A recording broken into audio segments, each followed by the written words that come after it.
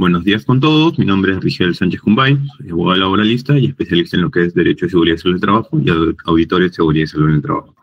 El día de hoy, señores, nos toca por tema la prevención y sanción del hostigamiento sexual en el ámbito laboral. Y específicamente, esta ley fue emitida fue emitida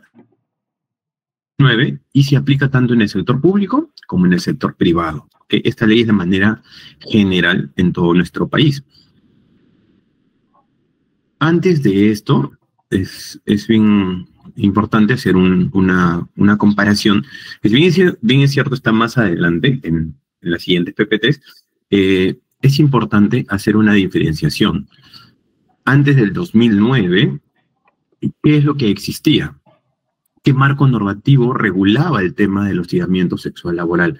Pues, si bien es cierto, no estaba regulado de manera específica en el ámbito laboral, sí estaba regulado de manera general en el ámbito penal, ¿ya? Porque ciertos comportamientos terminaban en una conducta que era sancionable en muchos, dependiendo de la gravedad, en una pena efectiva y en muchos casos como en una sanción, ¿ya? Días multa, de repente trabajo forzado, de repente trabajo comunitario. En muy pocos casos, pero esa era la sanción que teníamos antes del año 2019. El Decreto Supremo, el 014 de 2019, es el que aprueba el reglamento de la Ley 27942.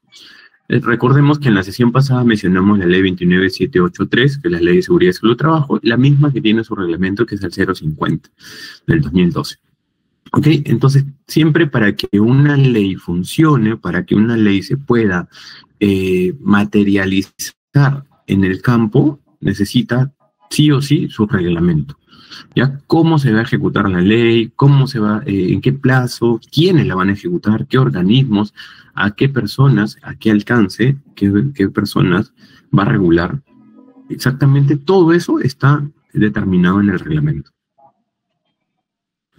El objetivo de la capacitación es conocer todo lo relacionado al reglamento de la Ley de Prevención y Sanción del Hostigamiento Sexual Laboral, conocer la estructura, la conformación y funciones del comité, o sea, cuándo se integra un comité, cuándo interviene el comité, ya, frente a un hostigamiento sexual laboral. Conocer los órganos que intervienen en todo el proceso. No solamente tenemos al comité, no solamente tenemos a recursos humanos, no solamente tenemos al Comité de Prevención de Hostigamiento Sexual Laboral, sino también tenemos al Comité de Seguridad y Salud en el Trabajo. En algunas empresas se tiene al área de el área de desarrollo social, o en este caso puede ser el psicólogo organizacional, y también interviene el Ministerio de Trabajo, y en muchos casos interviene el Ministerio Público. El procedimiento de inicio a fin, cómo empieza, qué es lo que debo de hacer cuando quiero realizar una denuncia, y cómo termina también, ¿no? El Decreto Supremo se promulga el 22 de julio del año 2019, y no te da un plazo máximo, ¿no? En ese momento, cuando se promulgó el Decreto Supremo, nos dieron un plazo máximo hasta septiembre del 2019 para que de manera educativa, de manera preventiva, se incorpore el comité.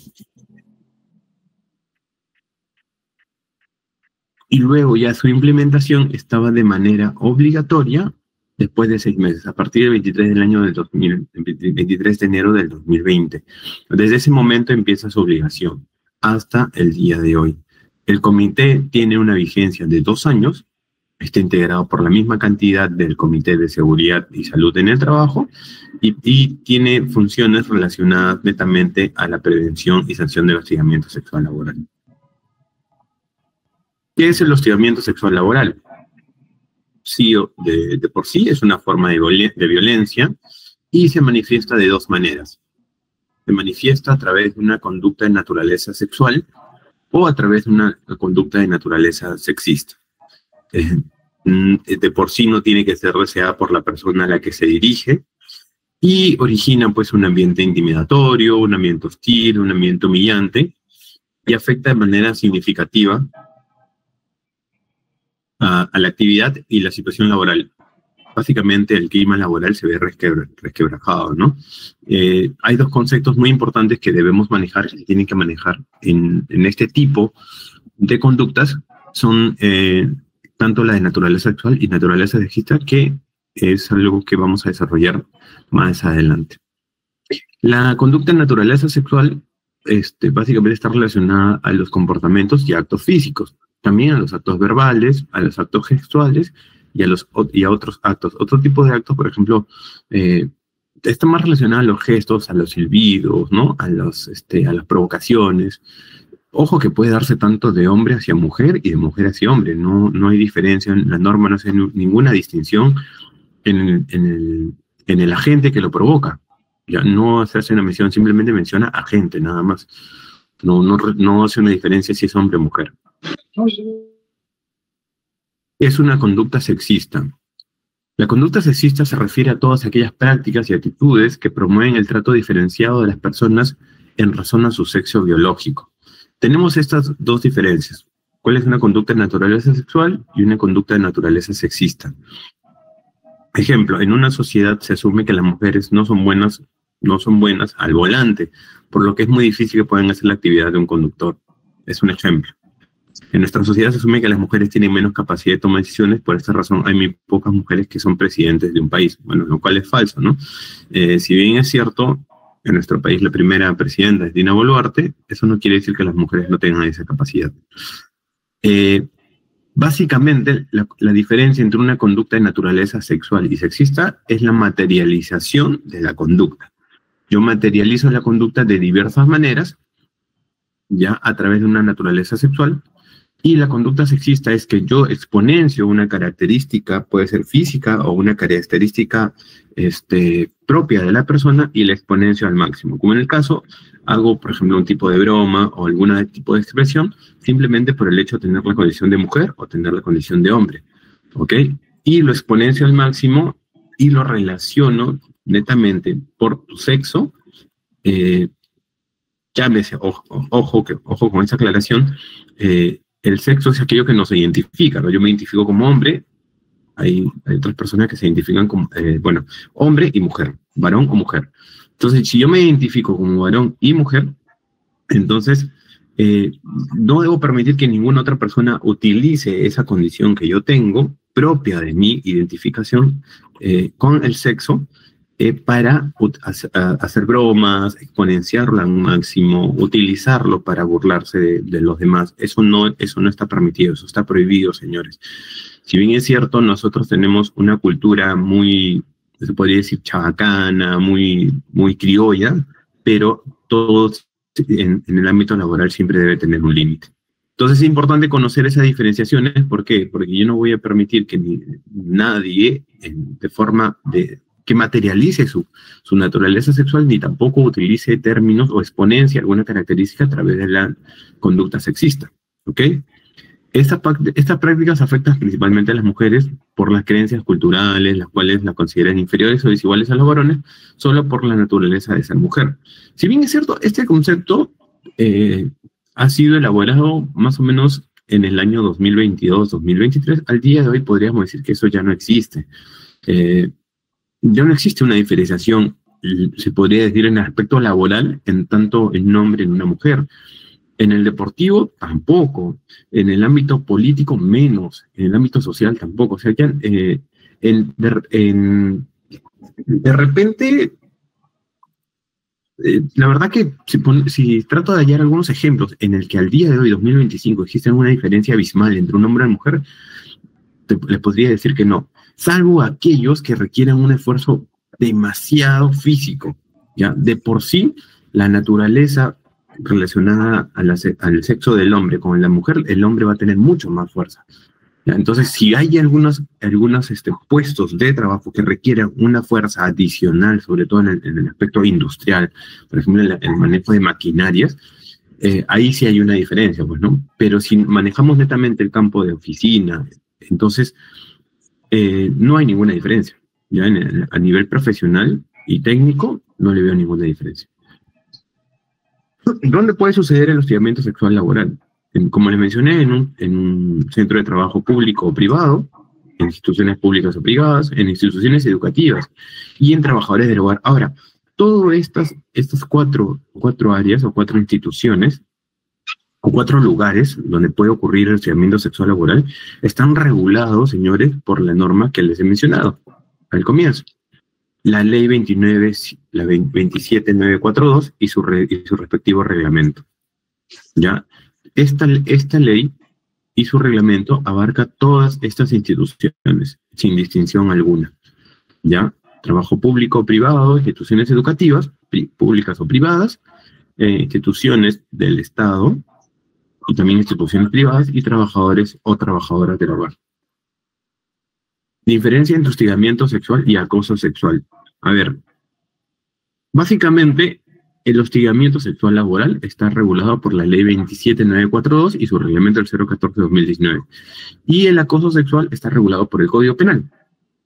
Por un lado, tenemos que el primero va a tener una sanción administrativa que puede acarrear, si bien en la suspensión y o despido, eso no impide, per se, de que de oficio el Ministerio de Trabajo, al tomar conocimiento de esta conducta, informe al Ministerio Público y termine utilizando el Código Penal. ¿Ya? Ahora, lo único que diferencia, muy independientemente que el final sea el mismo, es que entre el hostigamiento sexual y el acoso sexual es el ámbito donde se realiza. ¿Ok? Si una persona X acosa a otra, ¿ya? Ojo con el término que estoy utilizando. Si una persona X acosa a otra, hombre o mujer, en este caso va a ser regulado si lo hace en la vía pública, ¿ya? O en cualquier otro lugar donde no ha sido mencionado aquí, por ejemplo, en un hogar, por ejemplo, en la vía pública, en cualquier otro donde no se regule una relación laboral, donde no existe un empleador y un trabajador, va a ser regulado por el Código Penal. Pero en todos los demás lugares donde existe una relación o un vínculo laboral, ya sea público o privado, va a ser regulado por la ley 27942. Como les vuelvo a mencionar, acarrea una sanción, que puede ser la suspensión o el despido, ¿ya? Y termina, dependiendo de la gravedad y a criterio del Ministerio de Trabajo, informarle al Ministerio Público y que termine en una sanción penal. ¿Ya? Esa es la diferencia básicamente sustancial entre uno. Uno se da en el ámbito de la relación laboral y el otro no. El hostigamiento... Por favor, ¿pueden apagar? ¿Quién tiene el micro? Stephanie. Gracias.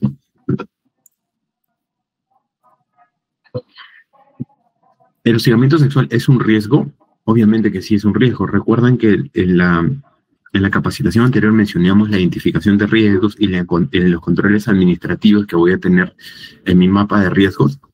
Pues sí, debo poner al hostigamiento sexual laboral como un riesgo al cual puede ser susceptible el trabajador. Claro que sí, el hostigamiento sexual es un riesgo. Ahora, dependiendo... si utilizamos, a ver, vamos a ver qué tan alineados están. Voy a hacer una pregunta, señores. ¿Recuerdan cómo identificar el riesgo? ¿Recuerdan la fuente, que es la escalera? ¿Recuerdan cuando yo potenciaba el riesgo? Ahora, si nosotros trasladamos ese ejemplo o ese ejercicio que yo les indiqué en la clase anterior, ¿qué es lo que podría yo identificar frente a esta conducta, por ejemplo? A ver, si alguien me da una respuesta, puede levantar su mano, por favor, para ser un poco más dinámicos.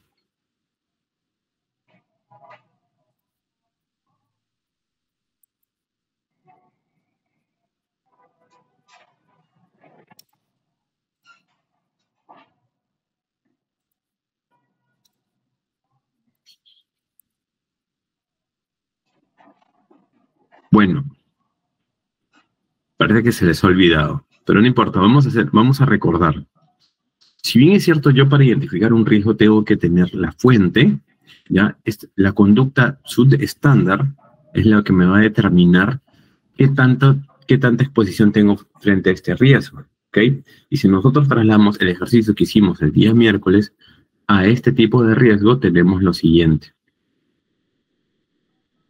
de por sí, la fuente vendría a ser, la fuente de este riesgo, ¿cuál sería? ¿Qué es aquello que yo no puedo cambiar? Yo no puedo cambiar al trabajador o a la trabajadora o al colaborador por el hecho per se de ser colaborador. No lo puedo hacer. ¿Me entienden? Entonces la fuente siempre va a ser el colaborador.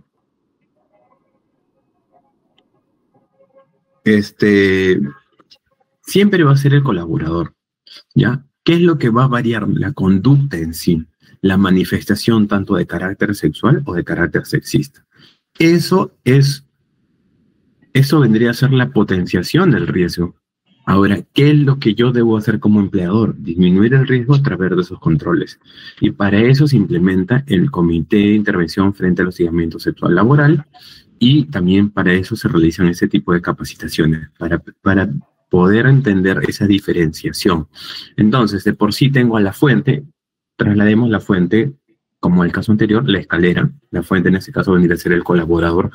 ¿Puedo eliminar la fuente? No, porque es necesaria. La escalera es necesaria, es importante. Pero ¿qué es lo que puedo hacer en este caso con el trabajador? Introducir ciertos conceptos para que él pueda entender que esa conducta no está permitida o que esa conducta es inapropiada.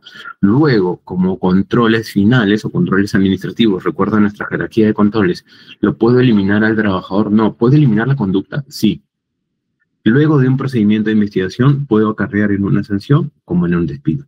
De esa manera, vendría a ser dentro de mis controles administrativos, identifico el peligro, reformulo a través de las capacitaciones, a través de las charlas y a través de infografía, periódicos murales, trípticos, capacitaciones, charlas, videos, exámenes, evaluaciones, y luego recién determino si esa conducta es posible de una sanción que pueda acarrear con una suspensión o el despido. En caso de que exista un hostigamiento, el procedimiento de investigación imposibilita al afectado acudir a otras instancias. No impide el derecho, como le voy a mencionar, esta es una sanción de carácter administrativa, señores. Esta es una sanción, no es una sanción de carácter penal. ¿Puede terminar en una sanción de carácter penal? Sí, pero en este caso, netamente, en la relación laboral, las sanciones son administrativas. ¿Qué obligación tiene el empleador sobre la difusión de canales y quejas de denuncia del hostigamiento sexual? Claro que sí, como les mencioné, dentro de los controles administrativos, el empleador, al poder tomar conocimiento de la tiene la obligación de hacer lo que les mencioné hace un momento. A través de cualquier medio, periódico mural, correos corporativos, afiches publicitarios y capacitaciones, los que les mencioné hace un momento, ¿no? Puede ir o cuáles se difunden de manera pública, visible, periódica. Canales de atención de quejas y denuncias. Canal interno, en este caso a través del área de recursos humanos, y canal externo a través de la Policía Nacional y del Ministerio de la Mujer y Poblaciones Vulnerables. ¿Ok? Ese es el procedimiento general que se tiene que realizar. ¿Se debe capacitar a los trabajadores en materia de hostigamiento sexual laboral? Claro que sí. O sea, si bien es cierto, esto tiene un carácter preventivo, estas capacitaciones de por sí tienen una periodicidad anual. Entonces es obligatoria, no solamente, señores, impartir las capacitaciones, difundir de manera preventiva este tipo de temas, o este tipo de, también los materiales. Sino también es obligación del trabajador, señores, la participación en todos los temas. En las capacitaciones de por sí, en materia de seguridad y salud en el trabajo, son 4. Entonces, de por sí, cada colaborador al ingresar a un centro de trabajo tiene la obligación de participar de manera obligatoria en cada una de esas 4 capacitaciones como mínimo. ¿Ok? Y el empleador está en la obligación de impartirlas también. Ahora, si el empleador no lo hace, obviamente no es una fila, va a sancionar. Y si el colaborador no lo hace, ¿quién creen que va a sancionar a ese colaborador? El empleador lo tiene que sancionar. ¿A quiénes se debe capacitar en materia de hostigamiento sexual laboral? El personal operativo y el personal administrativo. En el campo industrial, en esos 2 personales, ¿no? No existe diferenciación. ¿En qué momento se debe capacitar a los trabajadores? Al inicio de la relación laboral, si bien es cierto, de repente no se ha realizado al inicio de la relación laboral, tengo el periodo de 12 meses para realizarlo, ¿ok? Usualmente siempre se hace una inducción general y una inducción en seguridad y salud en el trabajo. Con relación a esto de aquí, miren, cuando yo les mencioné en la capacitación anterior, ¿qué es lo que me deben entregar cuando yo ingreso a laborar? Cuando yo ingreso a laborar, me deben dar ciertas recomendaciones en materia de seguridad y salud en el trabajo, ciertas obligaciones que yo debo cumplir como empleado, como trabajador, y también una inducción general en materia de seguridad, de prevención del hostigamiento sexual laboral. ¿Ya? Esos son los dos procesos de inducción de manera general que debe realizar cualquier empleador al momento de ingreso, al momento que el trabajador o postulante ingresa. La capacitación especializada en materia especializada, como les menciono, de manera específica, no de manera general, la capacitación especializada y o específica en materia de hostigamiento sexual en el trabajo debe ser como mínimo una vez al año a los siguientes órganos. El comité, si tengo más de 20 trabajadores, necesito conformar un comité de intervención frente al hostigamiento sexual laboral, y si tengo menos de 20, necesito nombrar un delegado. Cualquier otro órgano, como en este caso tenemos el área de recursos humanos también, y desarrollo social podría ser, o el área de psicología organizacional también. Básicamente los temas que se van a tratar es cuál es el ámbito de aplicación de la ley 27942, su reglamento, el procedimiento de investigación y la sanción correspondiente, y sobre el tratamiento de las víctimas. Debo llevar la reserva del caso, debo exponer el caso para que sea ejemplarizador, o simplemente debo mantener en reserva a ambas partes hasta que se remita un informe final y o sanción. Eso debo tenerlo mapeado también, señores. ¿Qué información como mínimo debe tener el material informativo? Debe tener un carácter sensibilizador, ¿ya? Un carácter pedagógico, de conocimiento, a dónde debo acudir del lugar y cómo gestionar la simulación de la queja, ¿ya? En este caso lo voy a hacer a través de formatos. La importancia de combatir el hostigamiento sexual en todas las áreas, no importa la jerarquía, señores. La sensibilización debe ser de manera general para todas las áreas. ¿Ok? Información básica sobre procedimiento y sanción del hostigamiento sexual. ¿Qué plazo tienes? ¿A quién debes acudir? Si hay un canal como un correo o un número de celular o un número de WhatsApp. La reserva del caso. ¿En cuánto tiempo yo debo responder? De todo eso está establecido en un flujograma, señores. Canales de atención para denuncias y quejas, como le mencioné, ¿no? Correos electrónicos o número de WhatsApp. Formato para la presentación de queja y denuncia. ¿Puedo tener un formato virtual? Claro que sí, y puedo tener un formato físico también. No invalida ninguno de los dos. Comité o delegado de intervención frente al hostigamiento sexual. ¿Qué características debe contar la empresa para saber si debe tener o no un comité, o en este caso un delegado? Como le mencioné, más de 20, un comité, menos de 20, un delegado. Perdón. ¿Cómo debe estar conformado el comité frente al hostigamiento sexual laboral? Debe tener como mínimo 4 miembros titulares, ¿ok? Y debe haber una paridad de género. ¿Qué quiere decir? Que por parte de los trabajadores se debe escoger a un varón y a una mujer, y por parte del empleador de igual manera, ¿ok? No hay una diferenciación, por eso se menciona que es paritario. De igual manera para los trabajadores como para el empleador. ¿El comité de intervención frente al hostigamiento sexual debe mantener miembros suplentes? Claro que sí. Debe tener como suplentes también de igual manera dos varones y 2 mujeres, tanto en representación del empleador como de los trabajadores. ¿Por qué? Porque si en este caso el comité toma una noticia o está informado de algún caso de acoso sexual laboral, lo que va a realizar es convocar a una sesión extraordinaria y los 4 miembros titulares se deben presentar. Pero ¿qué pasa si uno de esos 4 miembros no puede presentarse porque de repente está de viaje, está en campaña, o de repente tiene una licencia por descanso médico, pre y postnatal, una licencia por un familiar enfermo, o sea, de las distintas licencias que nosotros conocemos, y no puede conectarse porque puede ser de manera virtual, y no se puede sesionar el comité por sus 4 miembros titulares?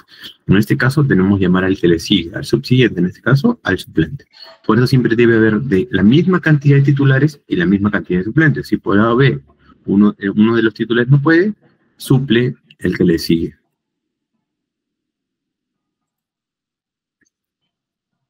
¿Qué requisitos deben cumplir los miembros del comité frente al hostigamiento sexual laboral?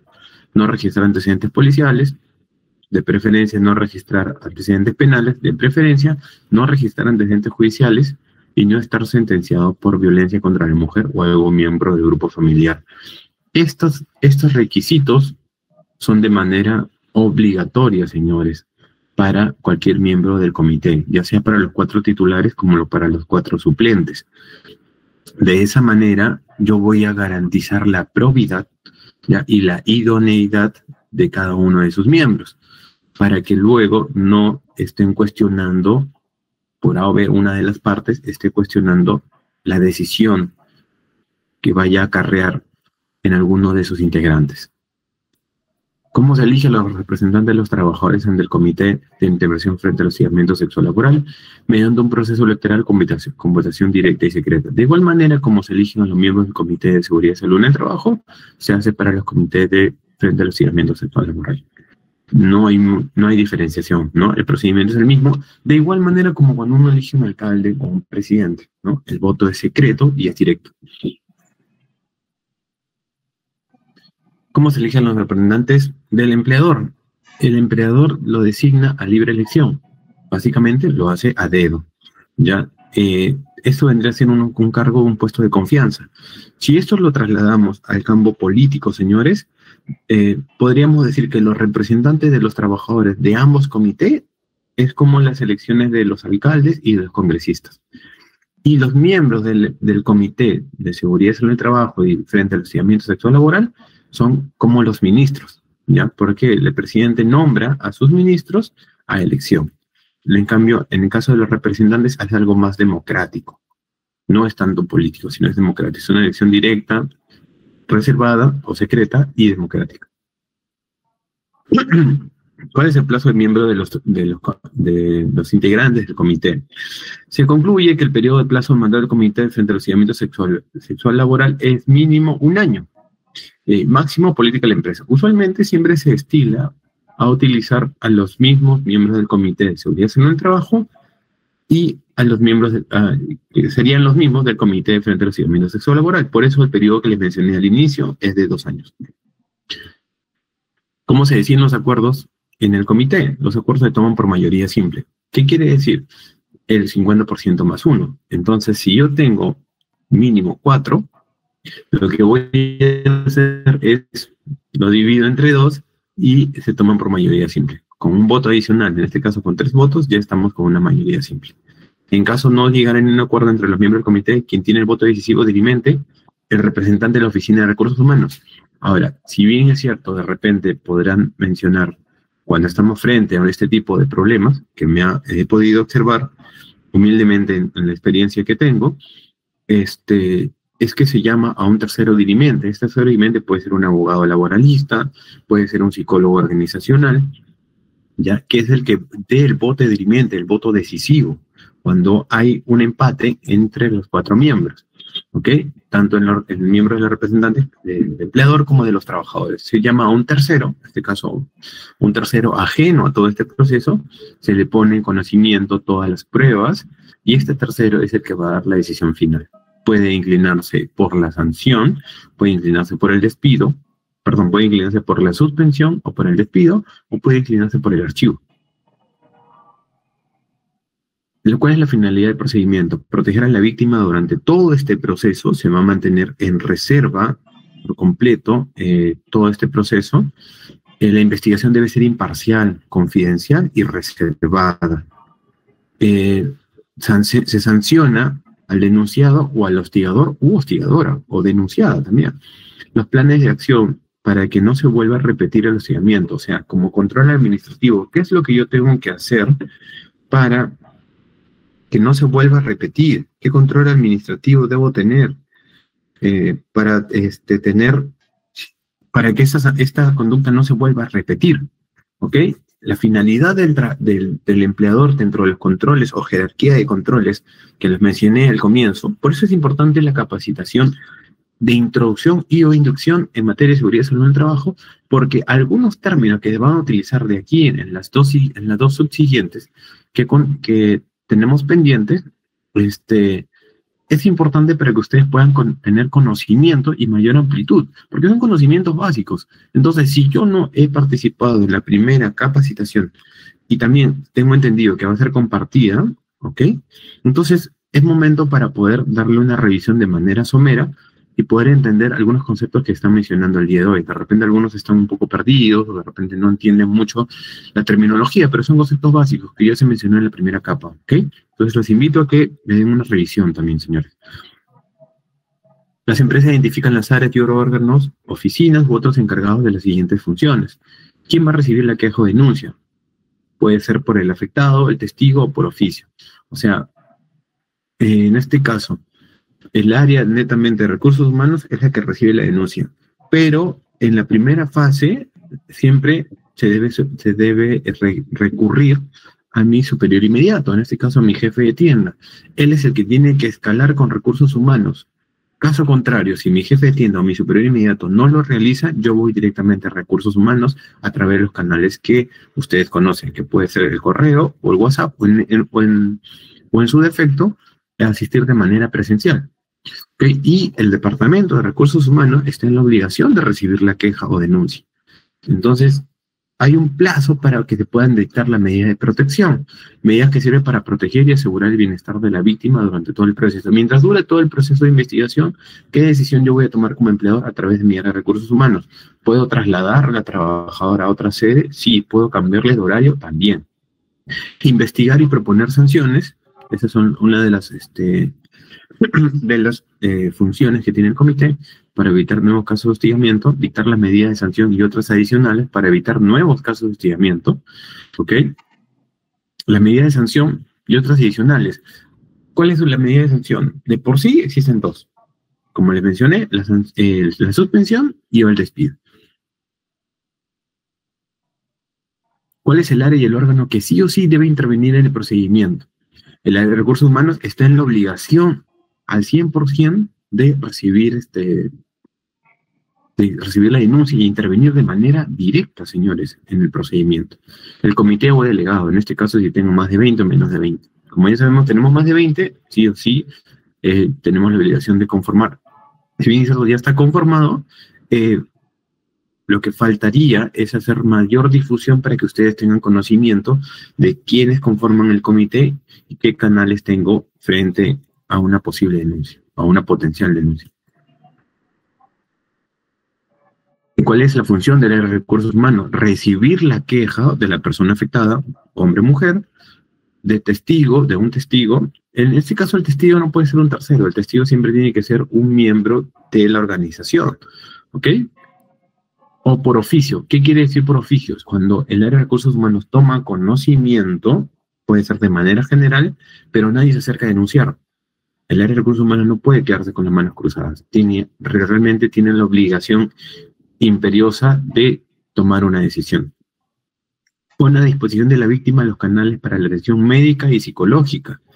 Dicta y ejecuta las medidas de protección inmediata a favor de la víctima mientras dure el proceso de investigación. Comunica al comité de intervención para que tenga una sesión de carácter extraordinario. Las sesiones del comité de carácter ordinario son cada 30 días y de carácter extraordinario son cuando lo amerite. Traslada el informe del comité al denunciado y denunciante para que presenten sus descargos. Ejecuta las sanciones para evitar nuevos casos de hostigamiento. En este caso, si la decisión del comité es la suspensión, le comunico al colaborador o colaboradora la misma.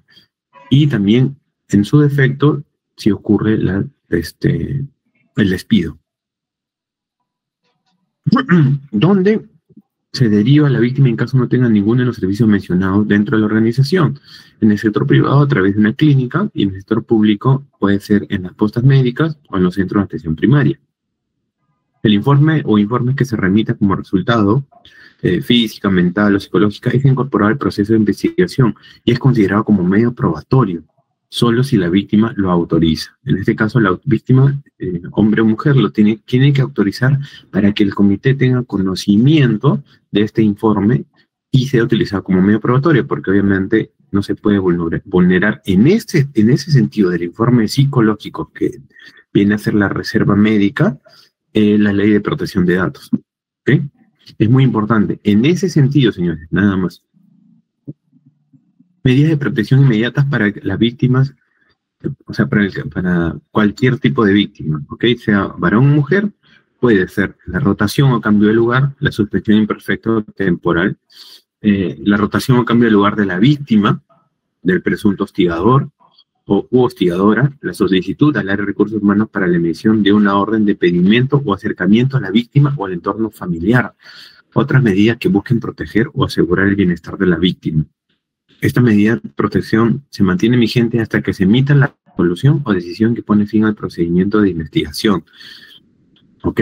Y de por sí son emitidas por el área de recursos humanos. ¿Cuáles son las funciones del comité?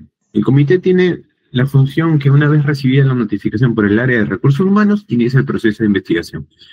Emite un informe sobre la investigación del área de recursos humanos, propone y emite las medidas de sanción para evitar nuevos casos de hostigamiento sexual laboral. Cuando mencionamos la palabra propone y emite, ¿qué quiere decir?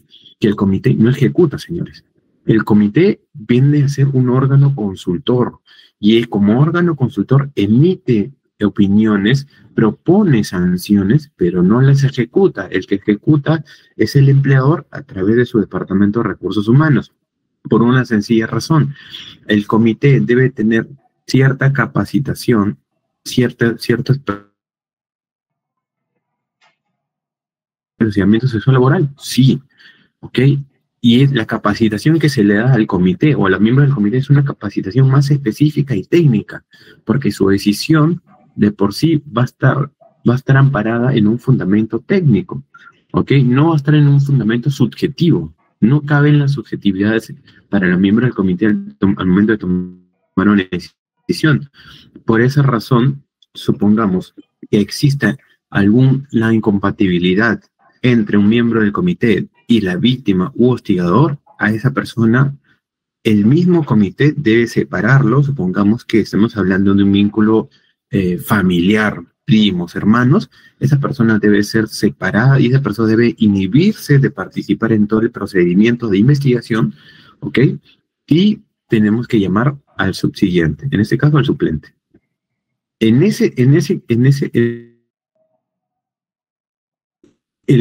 procedimiento, el informe o la recomendación o la propuesta no se va a ver manchada, porque la persona que emite o que participa dentro de este procedimiento no tiene ningún vínculo. Entonces la víctima puede imputarle hacerle llegar al comité de que no está de acuerdo con la participación de un determinado miembro por con la víctima, ¿me entiendes? Entonces se va a entorpecer el procedimiento y eso es lo que no se quiere, o eso es lo que no se debe permitir. El empleador, mediante un órgano que el empleador termina. ¿Cuáles son las funciones? En este caso hablamos cuáles son las funciones de el área de recursos humanos. Ahorita estamos revisando cuáles son las funciones del comité, cuáles son las funciones del empleador. El empleador, ¿cómo interviene dentro del procedimiento? Mediante un órgano que el empleador determine, usualmente siempre es recursos humanos, comunica al Ministerio de Trabajo y Promoción del Empleo lo siguiente. Cuando empieza la investigación, también y también sobre las decisiones que han adoptado. O sea, pre-investigación, ¿qué medidas voy a tomar? Rotación, suspensión, ¿ok? Suspensión perfecta, suspensión imperfecta. Y también, cuando ya termine todo el procedimiento, ¿cuáles son las medidas que se va a adoptar? La suspensión o el despido. Procedimiento general. La denuncia, como le mencioné, puede ser verbal o escrita. ¿Okay? En un plazo no mayor a un día, se deben poner a disposición todos los canales o todas las herramientas que tenga en este caso la víctima. Puede ser varón o mujer, los canales de apoyo psicológico, los canales como área de recursos humanos y qué decisiones voy a tomar. Dictar las medidas, ¿ok? En un plazo no mayor a 3 días. Ojo que aquí, en un día, Supongamos que el día de hoy día es viernes, mañana ya le estoy habilitando todas las herramientas que tiene como víctima. Yo como empleador, a través de los recursos humanos, le brindo todas las herramientas que tienes. Ok, el día, en este caso, el día sábado, domingo, lunes, a más tardar el día lunes, perdón, días hábiles, estamos hablando. Si la denuncia es hoy día, estamos hablando de días hábiles. Entonces, hasta el día lunes tengo para brindarle todas las herramientas. Si por A o B, si bien es cierto la norma habla de B, ¿no? ¿Estos días hábiles se pueden convertir en días calendarios? Claro que sí, porque hay una inmediatez, hay una necesidad imperante de que esta víctima sea atendida. Entonces, estos plazos que son en días hábiles se pueden convertir en días calendarios, sí, por la necesidad del caso. Y eso va a ser evaluado conjuntamente entre el comité y el área de recursos humanos y el empleador. ¿Ok? En un plazo no mayor a 3 días hábiles desde que se interpuso la queja o denuncia, en este caso, el empleador a través del comité y los recursos humanos tiene 3 días hábiles para ejecutar las medidas. ¿Ok? Y de oficio, si el empleador toma conocimiento por otras vías de actos que posiblemente conlleven un hostigamiento sexual. En este caso, igualmente se aplica un día.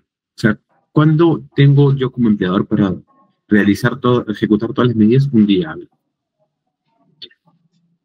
Luego, después de un día hábil, el área de recursos humanos tiene un plazo mayor a 6 días desde que se interpuso la denuncia o queja para comunicarle al Ministerio de Trabajo qué medidas preventivas voy a realizar. ¿Ya? Y en un plazo no mayor a un día de recibida la queja o denuncia, tengo que indicarle al comité para que haga una sesión extraordinaria. Luego, en un plazo no mayor a 15 días hábiles desde que toma el conocimiento de la queja o denuncia, el comité debe investigar los hechos y emitir el informe con las conclusiones de la investigación. Todos esos hechos esas conclusiones van a ser ejecutadas y o recomendaciones por el área de recursos humanos. ¿Ok? Emitido el informe del comité de hostigamiento, el área de recursos humanos tiene un día hábil. ¿Para qué? Para ejecutar. ¿Ok? Eso termina con un informe. El órgano sancionador, si bien es cierto, tiene un día para ejecutar, ya emite, el área de recursos humanos debe emitir la resolución final. La resolución o decisión final que puede acarrear en un archivamiento o puede acarrear en una suspensión o en un despido. ¿Ok?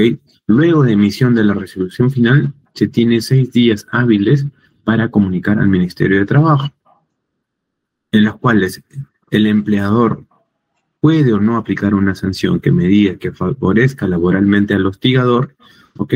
O el empleador no puede considerar como sanción la medida de protección impuestas previamente. Eso ocurre cuando el empleador de repente archiva el proceso, de repente no emite un despido y de por sí emite una suspensión. En este caso, el Ministerio de Trabajo tiene las siguientes informar al Ministerio Público, puede informar al Ministerio Público de oficio o en este caso también archivar el mismo. El informe emitido por el comité ¿qué debe contener como mínimo? La descripción de los hechos, los medios probatorios, en este caso si la persona investigada, en este caso la víctima, decide que el informe psicológico forme parte como medio probatorio, es considerado como mismo. La propuesta de sanción o el archivamiento debidamente motivado. O sea, si yo aplico una sanción, debo motivar por qué estoy aplicando la sanción y debo hacer una correlación de todos los medios probatorios, de cómo llego a determinar esa sanción, de suspensión o despido. Y si yo lo archivo, debo también motivar y hacer una correlación de todos los hechos que me han llevado a mí como miembro del comité al archivo de esa denuncia. ¿Se puede impugnar la resolución o decisión de producto del procedimiento de hostigamiento sexual? Claro que sí. El quejado o denunciado, inclusive hasta la víctima también. La víctima también lo puede impugnar. La impugnación deben estar contempladas dentro del procedimiento. ¿Ok? El procedimiento o reglamento interno del comité deben contemplar la impugnación. Si por A o B yo no estoy de acuerdo con esta, sea la víctima o sea el hostigador u hostigadora, puedo realizarlo porque no estoy de acuerdo con esta decisión. Y el comité tiene que resolver. Caso 1, por ejemplo. El hostigador pertenece a la empresa, ¿ya? O es un servicio tercerizado, ¿ya? Tenemos a la víctima que pertenece a la empresa. La víctima denuncia a la empresa principal. En este caso tiene un plazo mayor de un día para poder brindarle todas las herramientas que ya les he mencionado, y a través del su comité le comunica a la empresa tercerizada. En este caso, por ejemplo, en este caso contacto una empresa que nos brinde un service. Si por A o B, esta empresa que nos brinda un service, uno de sus miembros realiza tiene una conducta de naturaleza sexual o sexista, entonces nosotros como empresa tercerizada debemos actuar de la siguiente manera. Los plazos son los mismos. En este caso tiene su área de recursos humanos, nosotros también. Ambas se ponen en comunicación y toman las decisiones de acuerdo a los plazos establecidos que ya han sido mencionados anteriormente. Caso 2. En este caso, por ejemplo, el hostigador pertenece, por ejemplo, en el caso de contacto satelital, y la víctima pertenece a una empresa tercerizada, que puede ser de seguridad o puede ser de limpieza. ¿Ok? ¿Cómo se emite? De la misma manera. El plazo es un día, y quien lleva a cabo todo el procedimiento de investigación y sanción, ¿ok?, es la empresa principal o la empresa usuaria. En este caso, contacto satelital. Los plazos son los mismos y al final termina termina de la misma manera en un informe final por parte del comité, que es ejecutado por el área de recursos humanos. Dentro de las resoluciones laborales, tenemos que califica como una infracción leve, por ejemplo, no cumplir con la obligación de comunicar al Ministerio de Trabajo. En este caso, el Ministerio de Trabajo y OSINAFIP tienen las mismas funciones. La recepción de la queja, toma conocimiento de los hechos vinculados en un caso de hostigamiento sexual laboral y no hace nada, no recepcionar la queja es una infracción leve.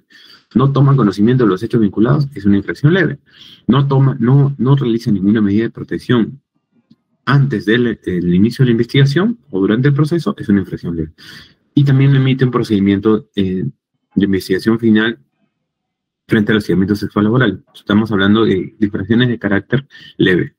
Una infracción grave, no realizar la capacitación en materia de hostigamiento sexual laboral al inicio de la relación laboral como mínimo. No realizar una capacitación especializada como mínimo a los órganos que participen en el procedimiento, llámese comité de intervención frente al hostigamiento sexual laboral. No realizar la difusión periódica y pública visible de la información que ayude a identificar. Esto estamos hablando de infracciones graves. Infracciones muy graves. No adoptar las medidas necesarias para prevenir o cesar los actos de hostigamiento sexual laboral. No iniciar el procedimiento, no brindarle los servicios de atención médica, no otorgar de manera inmediata y oportuna, y no cumplir con la obligación de emitir una decisión o resolución que ponga fin al procedimiento. En este caso, el comité me envía su informe y o recomendación, y yo no emito una resolución. Es una infracción muy grave. Yo no adopto ninguna medida para prevenir. Tomo conocimiento como empleador y no adopto ninguna medida, una infracción muy grave. Yo tomo conocimiento y no inicio ningún procedimiento de investigación, llámese a través del área de recursos humanos, no le informo al comité para que sesione de manera extraordinaria, una infracción muy grave. Y sanciona a las empresas que no cuenten con esta medida de protección dentro del centro de trabajo. El Ministerio de Trabajo, a través de la SUNAFIL. Escalas de multas. El Comité de Intervención frente al Hostigamiento Sexual versus el Comité de Seguridad y Salud en el Trabajo. Es muy importante. El número de participantes, de sus miembros titulares de trabajadores, ¿ya? En el caso del hostigamiento sexual laboral, tenemos 4 titulares y 4 suplentes, y en el caso del Comité de Seguridad y Salud en el Trabajo, tenemos 4 miembros titulares como mínimo, y por cada 100 voy agregando 2, a 100 2 más, y así sucesivamente. Y los miembros suplentes están en proporción de la misma miembros titulares. La reunión ordinaria es mensual, como les mencioné. Por eso siempre como les comenté al comienzo, Los miembros del Comité de Intervención frente al hostigamiento sexual laboral y los miembros del Comité de Seguridad y Salud en el Trabajo usualmente siempre son los mismos, porque las sesiones son mensuales, ¿ok? Y las sesiones ordinarias son mensuales y las extraordinarias cuando en este caso, cuando sea por notificación o cuando el caso lo amerite. Cuando tienes más de 20 trabajadores, en ambos casos necesitas un comité. Cuando tienes menos, tienes un delegado y en el caso de seguridad y salud en el trabajo tienes un supervisor. Los procesos electorales son de igual manera, son paritarios, ¿ok? Las actas también deben estar en un libro de actas, que pueden ser digitales o pueden ser físicas. El periodo es mínimo 1 año y máximo 2, usualmente se manejan 2 años. ¿Qué cargos tenemos? Tenemos el presidente y el secretario, y de ahí, en este caso, el miembro 1 y el miembro 2, y los suplentes de la misma manera. ¿Cuál es el quórum permitido? La mitad más 1, como les mencioné, el 50% más 1. En ese caso, 3.